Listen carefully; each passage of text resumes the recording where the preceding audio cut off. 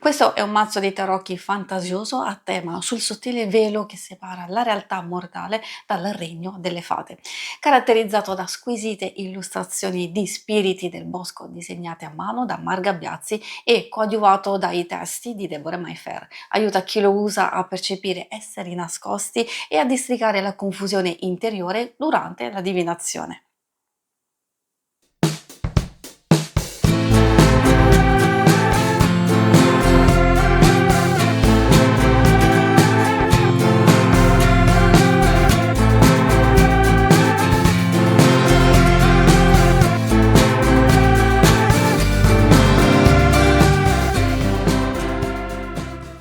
Ciao a tutti amiche e amici di YouTube, io sono Angela e questa è la Taroteca di Exoteric World. È con questo nome che mi trovate sui social. Ci tengo a dirvi che subito dopo l'analisi degli arcani maggiori ci sarà uno slideshow in cui li mostrerò tutti e 22 a tutto schermo, in modo da darvi l'opportunità di apprezzarli ulteriormente. Prima della fine della puntata troverete una schermata per vedere gli altri episodi che compongono questa serie. Se il video vi sarà piaciuto e vorrete sostenere il mio lavoro, potete farlo iscrivendovi o abbonandovi al canale. Fin da ora vi ringrazio se l'avete già fatto o se considerate farlo. Adesso cambiamo inquadratura ed entriamo nel vivo della puntata. Venite con me. Ciao a tutti e benvenuti. Oggi vi porto in un viaggio in un luogo incantato dove il velo della realtà si fa più sottile, un regno popolato da spiriti della natura, fate e creature del folklore. Vi presento il Tarot from the World Behind the Veil, una meraviglia illustrata da Marga Biazzi, conosciuta anche come Black Banshee, con testi curati da Deborah Mayfair, edito da US Star Wheel Games Systems e stampato nel 2025. Vi mostrerò questo mazzo che non è solo uno strumento divinatorio, è una vera e propria finestra su un mondo fatato, un'opera d'arte creata per guidare l'intuizione e guardare oltre la superficie e svelare i sentimenti più profondi. Questo progetto è nato originariamente con una felicissima campagna di crowdfunding su Kickstarter, gestita da New Round e US Star Wheel, prima di approdare alla distribuzione internazionale. Tra l'altro sono davvero entusiasta perché è la prima volta in assoluto che porto sul canale la recensione di un mazzo di importazione e prodotto da un marchio indipendente. Come ricorderete dalle recensioni che abbiamo fatto per il Japanese Art Nouveau Tarot e l'Oracle of the Chimeras, Marga Biazzi ha un talento unico per trasformare le carte in fiabe visive innestate sul mito e sulla natura. Anche in questo mazzo la firma dei testi è di Deborah Mayfair, anche se purtroppo il suo nome non è stato inserito ufficialmente diciamo, nel libretto che vedremo all'interno. Le caratteristiche principali: vi mostro la confezione che è fatta molto bene, come potete vedere, curata nei minimi dettagli, robusta, rigida, è all'apertura a libro con chiusura magnetica, quindi comodissima da aprire. All'interno troviamo, ecco vi mostro proprio tutta la confezione, troviamo il mazzo che è composto da 78 carte divise tra i 22 arcani maggiori e i 56 minori. Parlando di dettagli tecnici, ci troviamo davanti a un'edizione di buona qualità. Per darvi un'idea della grandezza, le carte misurano 7 cm per 12 cm, spessore totale di tutto il mazzo è di 2, centimetri. Il cartoncino è un po' sottile, ma come indicato dal distributore è un resistente black core con grammatura di 310, piacevole al tatto, perfetto per durare nel tempo. Ma la vera chicca estetica, come avete potuto notare, sono i bordi delle carte. Hanno questo splendido effetto dorato e glitterato, spero che si possa vedere, che va ad impreziosire il mazzo e cattura la luce ad ogni stesa. Molto bello, molto elegante, a me piace tantissimo. Il libretto incluso è scritto solo in cinese e inglese e offre spiegazioni utili per chi inizia a conoscere questo mondo. Ovviamente è da integrare con altri testi se si vuole approfondire i significati delle varie carte. La parte in cinese, ma questo non deve assolutamente spaventare, io non conosco il cinese, ma uso comodamente la traduzione simultanea di Google che traduce qualsiasi cosa solo inquadrando il testo con la propria fotocamera dello smartphone. Nel libretto non troviamo metodi di lettura suggeriti, ma troviamo le spiegazioni carta per carta. Questa sezione riporta i nomi specifici delle creature, degli spiriti raffigurati in ogni carta, e che ci permette poi di approfondire la storia e il folklore di ciascun personaggio in totale autonomia. Per il retro del mazzo, ecco, diciamo, ve lo mostro, si presenta così. Vediamo una raffinata illustrazione speculare a doppio verso, perfetta sia per le letture con carte dritte che rovesciate. Domina una figura elfica sognante con delle lunghe corna o precisamente sembrano essere delle antenne, incorniciata da una folta chioma d'acqua di color azzurro-verde, foglie e bacche su uno sfondo scuro e profondo che richiama subito la magia del regno segreto. Il fronte della carta, diciamo, lascia totale spazio all'illustrazione, incorniciata da delicate linee bianche che creano un motivo molto pulito. Ai due estremi la cornice forma due eleganti nicchie in alto con il numero d'ordine e in basso troviamo il nome della carta in inglese. Ovviamente questo proprio lo troveremo per tutte le carte. E adesso è il momento di partire per questo viaggio, andiamo a scoprire le carte divise in gruppi, ognuno con la propria anima, partendo dagli arcani maggiori. Eccoci di fronte agli arcani maggiori e qui troviamo i grandi archetipi, ognuno è reinterpretato con le creature del folklore mediterraneo, celtico, nordico e classico, creando connessioni evocative tra il mito e l'anima umana. Si può dire che l'energia e il tema di questo mazzo ci invitano ad alzare il velo che separa il mondo dei mortali dal regno delle fate. Ogni carta quindi diventa un varco per connetterci con l'intuito, con gli spiriti guida e con le forze della natura. Negli arcani maggiori troviamo, come anche ovviamente nei minori, queste creature affascinanti. Nel matto, scusate, il cinocefalo del folklore mediterraneo. Il mago è la fata della volpe britannica, la papessa è la signora della foresta, l'imperatrice Titania, regina delle fate da Shakespeare, l'imperatore Cernussos, folklore celtico, lo ierofante molto bello, il pipistrello fatato, gli amanti sono le sirene, nel carro c'è una fata britannica, la forza è la fata rana, l'eremita Tapio, spirito della foresta, quindi abbiamo folklore finlandese, la ruota, la sfinge, la giustizia, la fata del folklore britannico, l'appeso Melusina, 13 la morte, il vampiro del folklore slavo, la temperanza spia, il diavolo abbiamo il Krampus, la torre una fata britannica, la stella, l'allegoria della stella molto bella, la luna abbiamo l'allegoria della luna, il sole, ancora un'allegoria del sole, con unicorno e piccolo satiro, il giudizio abbiamo, un'arpia e infine il mondo abbiamo la falena delle fate.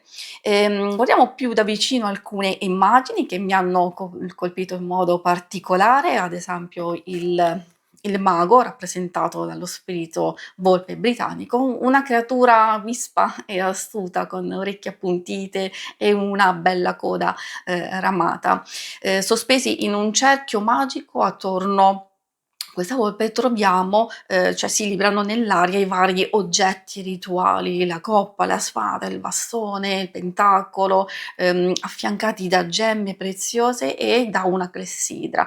È la figura di chi ha tutti gli elementi a disposizione per manifestare la propria volontà. E poi, bellissima, a me piace tanto, magari ditemi voi nei commenti cosa ne pensate, il carro, un'adorabile fata, portata in volo su un guscio di noce trainato da, 2 grandi bombi tra, i fili d'erba. Indica la determinazione che qui diventa dolcezza e spinta naturale. E poi la stella, anche questa è una carta che mi ha colpito moltissimo, una creatura elfica, stilizzata con una grande stella radiosa tra i capelli, immersa, cioè vicino in un corso d'acqua, tra 6 stelle riflesse e un airone, simbolo di speranza ritrovata, probabilmente dopo la tempesta. E ora lasciamo le grandi verità per immergerci nel mondo dell'emozione, quello delle coppe. Ma prima vediamo in tutto il loro splendore gli arcani maggiori con lo slideshow.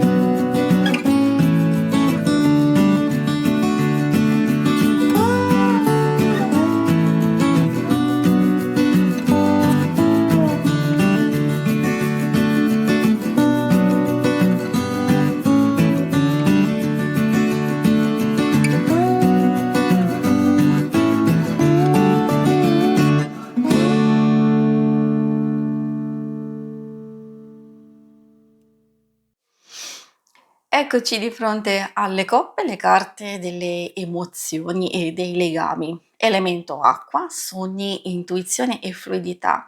Vediamo le 10 carte numerali e le 4 carte di corde, dove l'acqua diventa l'habitat naturale di rusalche, sirene e creature acquatiche. Queste immagini raccontano la delicatezza dei sentimenti e l'importanza di lasciar scorrere l'ispirazione.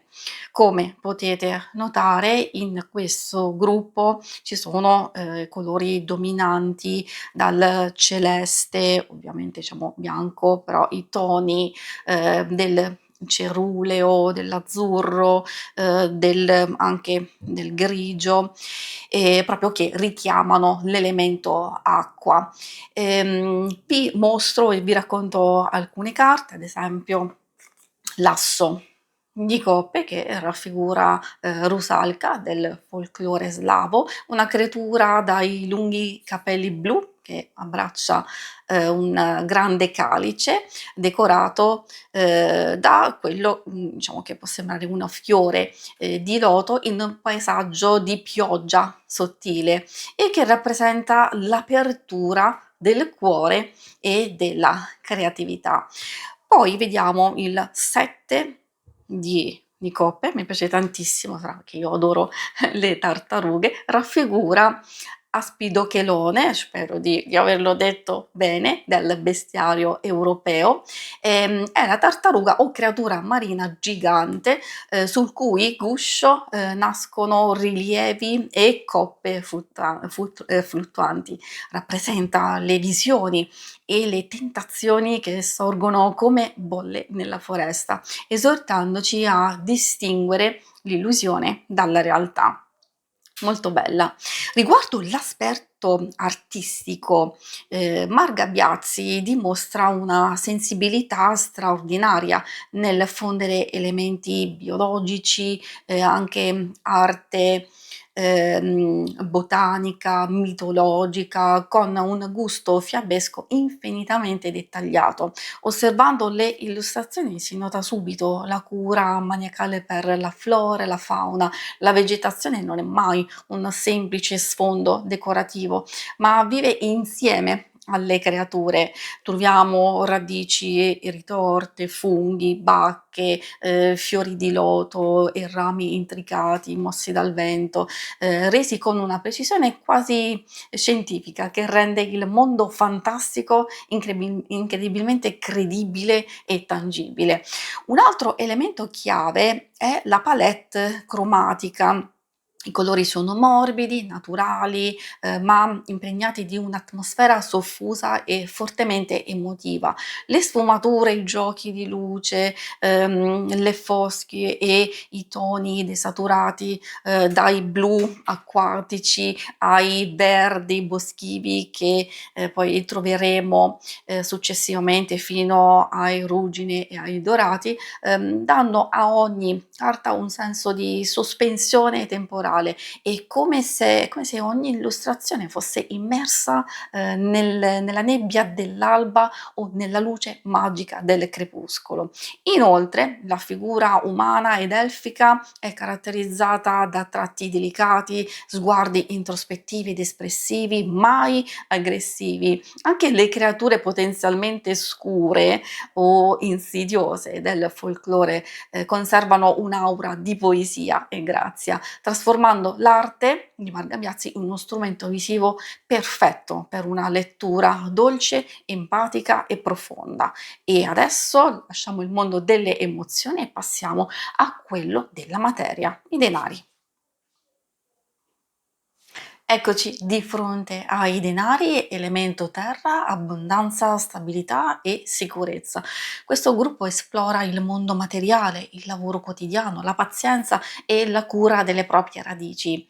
Anche in questo seme, Marga Biazzi rispetta fedelmente la struttura della tradizione RVS, e cioè Rider Waite Smith, rendendo la lettura immediata e intuitiva, ma arricchendola con il mito e il folklore. Una particolarità grafica molto interessante di questo mazzo è che i numeri sono espressi in cifre romane su tutte le carte, non solo negli arcani maggiori, ma anche nei minori e perfino nelle carte di corte. Inoltre c'è una chicca simbolica bellissima da notare per quanto riguarda la struttura delle corti.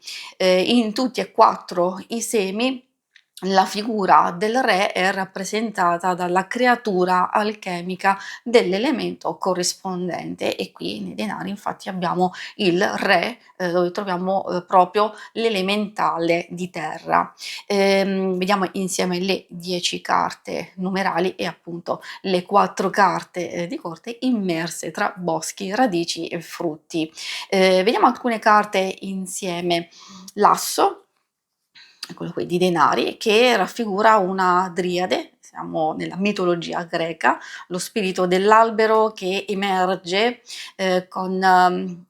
fusa con il tronco per offrire una grande moneta d'oro scolpita. Ci ricorda che ogni nuovo progetto richiede cura e coltivazione costante prima di dare i suoi frutti. E poi troviamo l'otto, che mi ha colpito tantissimo, che è molto bello e simpatico, dove troviamo il leprecauno, folklore, irlandese, il celebre folletto con cappello e pipa seduto vicino al tronco mentre incide con pazienza le sue monete ed è il simbolo per eccellenza del lavoro artigianale, della dedizione quotidiana e della maestria. E poi ovviamente un piccolo riassunto sulle 4 carte di corte, qui in questo caso troviamo il fante di denari, il Wandering Sod è, la zolla vagante, cosiddetta zolla vagante, una creatura del folklore irlandese. Si tratta di una zolla d'erba incantata dalle fate, si calpesta chi calpesta inavvertitamente, diciamo soprattutto al tramonto o di notte, perde all'istante il senso dell'orientamento e inizia a vagare senza meta.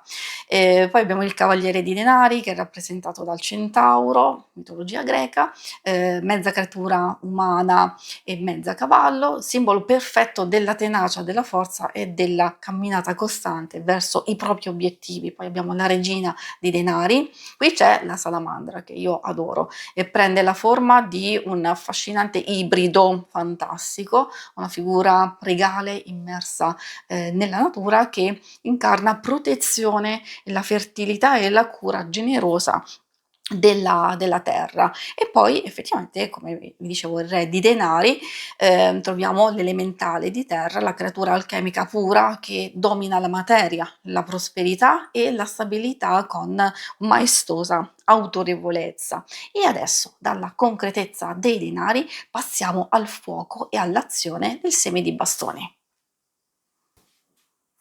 Eccoci di fronte ai bastoni, elemento fuoco, movimento e passione. Le carte dei bastoni mostrano azione, intraprendenza e quella scintilla di creatività che si accende improvvisamente e lo possiamo vedere anche dai colori e dalla grafica, che in questo caso le atmosfere diventano più calde. Troviamo colori dominanti del giallo, dell'arancio, del ruggine e anche e soprattutto nei bassoni, come potete vedere c'è proprio questo arancione, diciamo rosso, che richiama proprio il simbolo dei bastoni che è appunto il fuoco. Vi mostro e vi racconto alcune carte, ovviamente anche qui troviamo le 10 carte numerali e le 4 carte di corte, l'asso di bastoni che è rappresentato da un maestoso unicorno, la cui criniera si trasforma in fiamme e il cui corno sfoggia ramoscelli e foglie rampicanti. È l'ispirazione pura che balza dai rami spogli della foresta. E poi troviamo la regina di bastoni che mi ha colpito particolarmente, io adoro la salamandra e appunto troviamo la salamandra che è una creatura alchemica legata al fuoco. In questa carta prende la forma di una figura incoronata con il corpo inferiore appunto come si può vedere da questa salamandra pezzata, affiancata da un girasole e una pietra con, l'ombra, qui si può vedere, di gatto nero. Incarna la passione positiva, il calore e la guida carismatica. Come usare questo mazzo? Secondo me, si presta benissimo a diversi tipi di utilizzo. È perfetto per la divinazione classica guidata dal sistema Rider-Waite-Smith, ma eccelle soprattutto per il lavoro introspettivo, ad esempio anche la shadow work dolce e la meditazione, sulle fiabe. È uno strumento di guarigione visiva ideato per aiutarci a guardare oltre le apparenze. Ricordo che oltre alle spiegazioni e ai significati dritto rovescio che possiamo trovare nel libretto e che appunto sono curati da Deborah Mayfair, questo libretto contiene i dettagli anche sulle creature allegoriche e, poi se vogliamo andare alla ricerca, approfondire, le varie storie, i significati e le caratteristiche, allora possiamo appunto, approfondire con delle ricerche ovviamente strettamente personali e che secondo me possono servire tantissimo per, arricchire di ulteriori significati e interpretazioni le nostre letture. Poiché, non sono presenti metodi di lettura creati appositamente per questo mazzo, vi suggerisco io un paio di idee tematiche per entrarci in sintonia. Ad esempio, una prima stesa potrebbe essere a 3 carte, possiamo chiamarla la stesa, del velo, dove la prima carta, magari le estraete, le disponete, la prima carta rappresenta il velo, l'apparenza e ci chiediamo, come sto vedendo la situazione in superficie, poi la seconda carta ci indica cosa c'è dietro, e ci domandiamo quale forza spirituale, emotiva o nascosta sta agendo e poi la terza, il consiglio dello spirito guida, quindi come posso agire in armonia con questa verità. E poi un'altra stesa potrebbe essere ad esempio a 4 carte, possiamo chiamarla il dono della pietra, che può essere basata proprio sulla pietra magica che è citata proprio nel concetto del mazzo, per trovare la propria direzione nei momenti di confusione. E adesso proseguiamo e andiamo a concludere con l'ultimo seme dove il pensiero prende forma, le spade e le considerazioni finali. Eccoci di fronte alle spade, l'elemento dell'aria legato al pensiero, alla mente e ai conflitti interiori. Qui troviamo carte affilate ma mai brutalmente cupe, trasposte sempre attraverso il filtro del mito e della fiaba. Vediamo le 10 carte numerali e le 4 carte di corte di questo gruppo. Vi racconto e vi mostro, diciamo come sempre, l'asso raffigura una fata dell'aria, una figura alata con una maschera a forma, di uccello, impugna, verticalmente una spada coronata da rami, d'olivo, pronta a fendere la nebbia e chiarire la mente. E poi l'8 di spade, eccola qui, questa mi ha colpita molto, dove troviamo la, viverna, che è un drago alato, legato da bende bianche al centro, di 8 spade conficcate nella roccia e questa carta rappresenta la sensazione di essere bloccati, da catene invisibili o ragnatele mentali, ricordandoci che basta un piccolo movimento per liberarsi e far diradare la nebbia. Molto interessante. Il potere di questo mazzo va ben oltre la semplice divinazione, risiede prima di tutto nella straordinaria passione, nello studio approfondito e nella ricerca mitologica, che, Marga Biazzi ha riversato in ogni singola illustrazione. Non c'è nulla di casuale, ogni creatura, ogni pianta, ogni simbolo raccontano una storia precisa. A questo si unisce un'eleganza stilistica, rara, il suo tratto delicato e raffinato riesce a trattare anche i temi più complessi, introspettivi o dolorosi, con una poesia visiva che non spaventa mai, ma accoglie, consola ed educa. È un mazzo che, sa essere allo stesso tempo profondo e gentile, un perfetto equilibrio tra la precisione del folklore, il rispetto per la struttura esoterica e un'estetica fiabesca di altissimo livello che incanta gli occhi a ogni stesa. Per le considerazioni finali, secondo me il Tarot from the Wall Behind the Veil è una piccola gemma editoriale e artistica. Ogni carta è una chiave per entrare in contatto con la magia della natura e il nostro mondo interiore. Io lo consiglio sia a chi è agli inizi, grazie alla sua appunto aderenza alla struttura Waite Smith, sia a chi cerca qualcosa di speciale da aggiungere alla propria collezione, specialmente agli amanti del folklore, del fantasy e dello stile illustrativo unico di Marga Biazzi. In qualsiasi caso sentitevi liberi di usare tutti i metodi che conoscete e desiderate. Io consiglio sempre all'inizio di usare poche carte e metodi semplici per conoscere bene il mazzo ed entrare meglio in connessione con esso. Poi, se volete magari, ditemi cosa ne pensate dei 2 metodi che vi ho suggerito.